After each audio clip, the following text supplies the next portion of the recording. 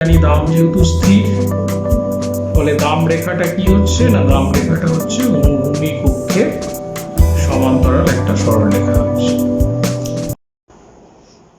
নমস্কার, আজকে আমরা যে বিষয়টা নিয়ে আলোচনা করব সেটা হচ্ছে পূর্ণ প্রতিযোগিতার বাজারে স্বল্পকালীন ভারসাম্য। এর আগে আমরা আলোচনা করেছিলাম আগের ভিডিওতে, তো বিভিন্ন বাজারের শ্রেণীবিভাগ নিয়ে আলোচনা করেছিলাম, তার সাথে পূর্ণ প্রতিযোগিতার বাজার এবং একচেটিয়া বাজারের বৈশিষ্ট্যগুলো নিয়ে আলোচনা করেছিলাম। তো আজকের আলোচ্য বিষয় হচ্ছে পূর্ণ প্রতিযোগিতার বাজারে স্বল্পকালীন ভারসাম্য। এখন স্বল্পকালীন ভারসাম্য আলোচনা করার আগে আমাদের দেখতে হবে যে স্বল্পকালীন যেমন ভারসাম্য দেখতে পাই আমরা, তেমন পূর্ণ প্রতিযোগিতার বাজারে আবার দীর্ঘকালীন ভারসাম্য দেখতে পাচ্ছি। তো এখন স্বল্পকাল আর দীর্ঘকালের মধ্যে পূর্ণ প্রতিযোগিতার বাজারের মধ্যে বৈশিষ্ট্যগত পার্থক্য কোথায়? তো স্বল্পকালে আর দীর্ঘকালের মধ্যে যেটা পার্থক্য বৈশিষ্ট্যগত, সেটা হচ্ছে যে পূর্ণ প্রতিযোগিতার বাজারে স্বল্পকালে কোনো ফার্ম তার উৎপাদনের আয়তন বৃদ্ধি করতে পারে না, যেটা দীর্ঘকালের ক্ষেত্রে সম্ভব। আর দ্বিতীয় বৈশিষ্ট্যগত পার্থক্য হচ্ছে যে স্বল্পকালে যেমন নতুন কোনো ফার্ম শিল্পে প্রবেশ করতে পারে না, তেমনি কোনো ফার্ম শিল্প ত্যাগ করে চলেও যেতে পারে না, যেটা পূর্ণ প্রতিযোগিতার একটা মেন বৈশিষ্ট্য থাকে যে ফ্রি এন্ট্রি ফ্রি এক্সিট। তো সেটা হচ্ছে একমাত্র কিন্তু দীর্ঘকালে, এটা আমাদের মাথায় রাখতেই হবে। তো এখন ভারসাম্য আলোচনা করার আগে আমাদের যেটা আগে জেনে নেওয়া দরকার যে ভারসাম্য উৎপাদনটা ঠিক কি জিনিস। আমরা জানি যে প্রতিটা ফার্মের লক্ষ্য কি? প্রফিট ম্যাক্সিমাইজেশন করা, মুনাফা সর্বাধিক করাই হচ্ছে প্রত্যেকটা ফার্মের লক্ষ্য। এখন ঠিক যে পরিমাণ উৎপাদন করলে একটা ফার্ম তার মুনাফা সর্বাধিক করতে পারবে, সেই পরিমাণ উৎপাদনকেই আমরা বলবো ভারসাম্য উৎপাদন। এখন এই ভারসাম্যের হচ্ছে দুটো শর্ত আছে। একটা হচ্ছে প্রান্তিক আয় এবং প্রান্তিক ব্যয়কে পরস্পর সমান হতে হবে, প্রথম শর্ত। সিম্বলিক্যালি বলা হয় MR is equal to MC। আর দ্বিতীয় হচ্ছে প্রান্তিক ব্যয় রেখা নিচের দিক থেকে প্রান্তিক আয়ের রেখাকে ছেদ করে ঊর্ধ্বমুখী হবে। MC রেখা MR রেখাকে নিচের দিক থেকে ছেদ করে ঊর্ধ্বমুখী হতে হবে। এই দুটো শর্ত যদি পূরণ হয় তবেই সেটাকে আমরা বলবো ভারসাম্য উৎপাদন। এখন স্বল্পকালে কি বলা হলো? যেহেতু নতুন কোনো ফার্ম শিল্পে প্রবেশ করতে পারছে না, আবার কোনো ফার্ম শিল্প ত্যাগ করে চলে যেতেও পারছে না, যার জন্য স্বল্পকালে ভারসাম্যে তিনটি অবস্থা দেখতে পাওয়া যায়। একটা হচ্ছে অতিরিক্ত মুনাফার অবস্থা, একটা হচ্ছে স্বাভাবিক মুনাফার অবস্থা, আর তৃতীয় হচ্ছে ক্ষতির অবস্থা। অর্থাৎ স্বল্পকালে ভারসাম্যে তিনটে অবস্থা দেখা যাচ্ছে। কি কারণে? না, এটা পুরোপুরি নির্ভর করবে ফার্মের দাম এবং গড় ব্যয়ের উপরে। গড় ব্যয় যদি দামের থেকে বেশি হয় তাহলে প্রতিটা ফার্ম ক্ষতির সম্মুখীন হবে। যদি দাম এবং গড় ব্যয় সমান হয়ে যায় তাহলে প্রতিটা ফার্ম স্বাভাবিক মুনাফা অর্জন করবে।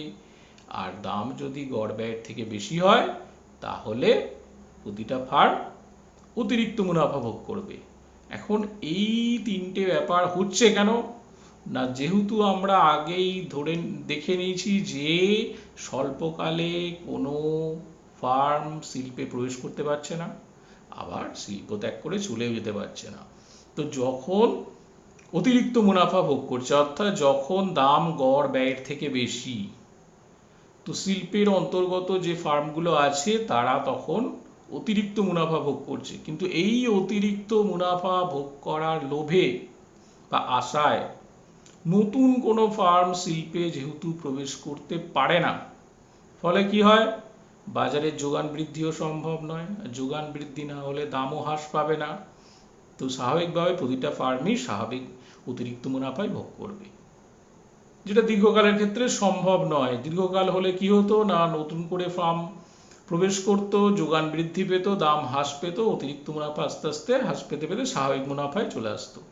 তো স্বল্পকালে যেহেতু কোনো ফার্ম তাহলে নতুন করে শিল্পে প্রবেশ করতে পারছে না, যার জন্যে শিল্পের অন্তর্গত যে যে ফার্মগুলো আছে তারা প্রত্যেকেই কিন্তু অতিরিক্ত মুনাফা ভোগ করছে।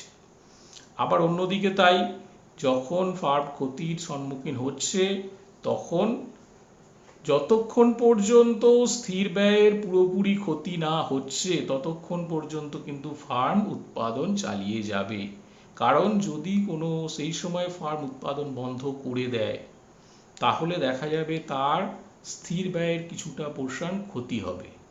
অর্থাৎ উৎপাদন চালালে যে ক্ষতি, উৎপাদন বন্ধ করে দিলে তার থেকে বেশি ক্ষতি হবে, ফলে উৎপাদন চালিয়ে যাবে। তাহলে যেটা হলো যে যোগান কোনোভাবেই হ্রাস পাচ্ছে না, ফলে যোগান যেহেতু হ্রাস পাচ্ছে না ফলে দাম বৃদ্ধি পাচ্ছে না, প্রত্যেকটা ফার্মকেই ক্ষতি মেনে নিয়ে উৎপাদন চালাতে হচ্ছে। কিন্তু দীর্ঘকাল হলে কি হতো না, দীর্ঘকাল হলে কিছু ফার্ম শিল্প ত্যাগ করে চলে যেত, ফলে বাজারে যোগান হ্রাস পেত, দাম বৃদ্ধি পেত। তো যার জন্যে এই তিনটে অবস্থা কিন্তু স্বল্পকালে একমাত্র দেখতে পাওয়া যায়, দীর্ঘকালে যেটা দেখতে পাওয়া যায় না। দীর্ঘকাল হলে যেটা বললাম কিছু ফার্ম শিল্প থেকে বেরিয়ে চলে যেত, ফলে যোগান কমে যেত, দাম বৃদ্ধি পেয়ে ঠিক গড় ব্যয় এবং দামের সাথে পরস্পর সমান হয়ে যেত। সুতরাং দীর্ঘকালে কিন্তু একটাই ভারসাম্য দেখতে পাওয়া যাবে, যেখানে পি ইজিক্যাল টু এসি, অর্থাৎ দাম এবং গড় ব্যয় পরস্পর সমান হবে। অর্থাৎ প্রতিটা ফার্ম কেবলমাত্র স্বাভাবিক মুনাফায় অর্জন করতে পারবে দীর্ঘকালে। অতিরিক্ত মুনাফা বা ক্ষতি কোনোটাই হবে না, একমাত্র ভারসাম্য হবে সেখানেই যেখানে জিরো প্রফিট, নর্মাল প্রফিট বলো বা স্বাভাবিক মুনাফা, না প্রফিট না লস, সেই অবস্থাই হচ্ছে দীর্ঘকালে একমাত্র ভারসাম্য। কিন্তু স্বল্পকালে আমাদের তিনটে অবস্থা দেখতে পারবো: অতিরিক্ত মুনাফা, স্বাভাবিক মুনাফা, ক্ষতি। তো এই তিনটে অবস্থাকে আমাদের বোঝার জন্যে আমরা চিত্রের সাহায্যে ব্যাপারটাকে এবার বুঝে নেব। আচ্ছা, এই চিত্রটাতে দেখো, এখানে আমরা যেটা দেখাতে চেয়েছি সেটা হচ্ছে ফার্মের অতিরিক্ত মুনাফার অবস্থা। এখানে হচ্ছে পি গ্রেটার দ্যান এসি। তো এখানে প্রথমত দেখো যে অনুভূমিক অক্ষে আমরা উৎপাদনকে পরিমাপ করছি, আর উলম্ব অক্ষে দাম, আয় এবং ব্যয়কে পরিমাপ করছি। তো পূর্ণ প্রতিযোগিতার বাজারে আমরা জানি দাম যেহেতু স্থির, ফলে দাম রেখাটা কি হচ্ছে না, দাম রেখাটা হচ্ছে অনুভূমিক অক্ষের সমান্তরাল একটা সরলরেখা হচ্ছে। আবার দাম যেহেতু গড় আয়ের সাথে সমান, তাহলে পি ইজিক্যাল টু আর বলতেই পারি। আর পূর্ণ প্রতিযোগিতার বাজারে যেহেতু দাম স্থির, দাম যদি স্থির হয় তাহলে দাম আর প্রান্তিক আয় পরস্পর সমান হবে, কারণ অতিরিক্ত এক একক দ্রব্য বিক্রয় করে অতিরিক্ত যে আয় পাই সেটাই হচ্ছে আমাদের প্রান্তিক আয়। তো দাম যদি স্থির থাকে তাহলে অতিরিক্ত আয় মানে সেই দামটাই পাচ্ছি। অর্থাৎ এখানে পি ইজিক্যাল টু এ ইজিক্যাল টু এম আর, প্রত্যেকটা রেখা, ইয়ার রেখা, এমআর রেখা, দাম রেখা সবই হচ্ছে অনুভূমিকের সমান্তরাল, একটাই রেখা। যেটা দেখতেই পাচ্ছ এই রেখাটা হচ্ছে আমাদের এমআর রেখা। এখন এমসি রেখাটা হচ্ছে ইউ আকৃতির, এসি রেখাটাও ইউ আকৃতির। এখন দেখো এই যে এল বিন্দু, এল বিন্দুতে প্রথমত এমসি আর এমআর এই দুটো রেখা পরস্পরকে ছেদ করেছে। তো দুটো রেখা যখন পরস্পরকে ছেদ করে তার মানেই হচ্ছে ওই বিন্দুটাতে এমআর ইজিক্যাল টু এমসি। আমাদের ভারসাম্যের যেটা প্রথম শর্ত ছিল সেটা কিন্তু এই বিন্দুতে আমরা দেখতে পাচ্ছি। আবার দেখো যে এমসি রেখাটা এমআর রেখাটাকে নিচের দিক থেকে ছেদ করে ঊর্ধ্বমুখী হয়েছে, তাহলে এল বিন্দুতে আমাদের ভারসাম্যের দুটো শর্তই পূরণ হয়েছে, যার জন্য এল হচ্ছে আমাদের ভারসাম্য বিন্দু, আর ও কিউ হচ্ছে আমাদের ভারসাম্য উৎপাদন। এখন এই যে ও কিউ পরিমাণ উৎপাদন আর দাম হচ্ছে ও পি। এখন যদি দেখো এই যে ও কিউ পরিমাণ উৎপাদনের ক্ষেত্রে ব্যয় কতটা, না ব্যয় আমরা কি করে বুঝবো, না ব্যয় রেখা পর্যন্ত যদি আমরা একটা সরলরেখা টানি সেটাই হচ্ছে আমাদের ব্যয়। অর্থাৎ এখানে দেখা যাচ্ছে যে গড় ব্যয় কিউজি আর গড় দাম কত হচ্ছে কিউ এল। তাহলে ফার্মের একক প্রতি অতিরিক্ত মুনাফা কত হচ্ছে QL minus QG is equal to GL পরিমাণ। তাহলে যেহেতু কোনো ফার্ম শিল্পে প্রবেশ করতে পারে না স্বল্পকালে, তাই ফার্মটির পক্ষে এই অতিরিক্ত মুনাফা ভোগ করে যাওয়া সম্ভব।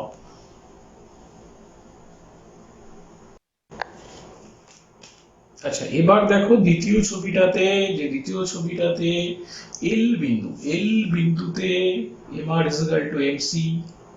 একইভাবে যেমন প্রথম ছবিটার ক্ষেত্রে আমরা দেখলাম, একই দেখো MR is equal to MC, দুটো রেখা পরস্পরকে ছেদ করেছে, এমসি আর এমআর রেখা, আর এমসি রেখাটা এমআর রেখাকে নিচের দিক থেকে ছেদ করে ঊর্ধ্বমুখী হয়েছে। তাহলে এলটা আমরা ভারসাম্য বিন্দু পেলাম। ভারসাম্য উৎপাদন কি ও কিউ ওয়ান। এখন তাহলে এখানে দাম কত ও পি ওয়ান, অর্থাৎ ও পি ওয়ান দাম। একইভাবে দেখো এই ছবিতে ও পি ওয়ান মানেই হচ্ছে কিউ ওয়ান এল। আর দেখো গড় ব্যয় রেখা এসি রেখাটা এল বিন্দু দিয়ে পাস করেছে, ফলে এইখানে গড় ব্যয় কতটা এল কিউ ওয়ান, যেটা দাম সেটাই দেখো গড় ব্যয়। এল কিউ ওয়ান হচ্ছে যেমন দাম, মানে ও কিউ ওয়ান এর যেহেতু সমান্তরাল সরলরেখা, আবার কিউ ওয়ান হচ্ছে যেহেতু গড় ব্যয় রেখা পর্যন্তই ওটা গেছে, তো এটাই হচ্ছে আমাদের গড় ব্যয়। তাহলে এখানে যদি আমরা মুনাফা দেখতে চাই, আয় মাইনাস ব্যয়, তো এখানে তাহলে যদি করো যে বি মাইনাস এসি যদি করি, তাহলে এখানে কি হবে না Q one L minus Q one L is equal to 0। তাহলে এটা হচ্ছে স্বাভাবিক মুনাফার অবস্থা। লাস্ট দেখো 3 নম্বর ছবি, এটাতে হচ্ছে আমাদের ফার্মের ক্ষতির অবস্থা। তো এখানে একইভাবে হচ্ছে জি বিন্দু এখানে নেওয়া হয়েছে। দেখো জি বিন্দুতে হচ্ছে MR is equal to MC, MC রেখা নিচের দিক থেকে ছেদ করে ঊর্ধ্বমুখী হয়েছে, সুতরাং জি হচ্ছে এখানে ভারসাম্য বিন্দু। ভারসাম্য উৎপাদন হচ্ছে ও কিউ টু। এখন এই কিউ টু পরিমাণ উৎপাদনে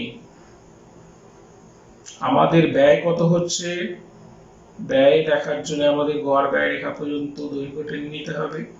তো সেটা হচ্ছে দেখো এল কিউ টু।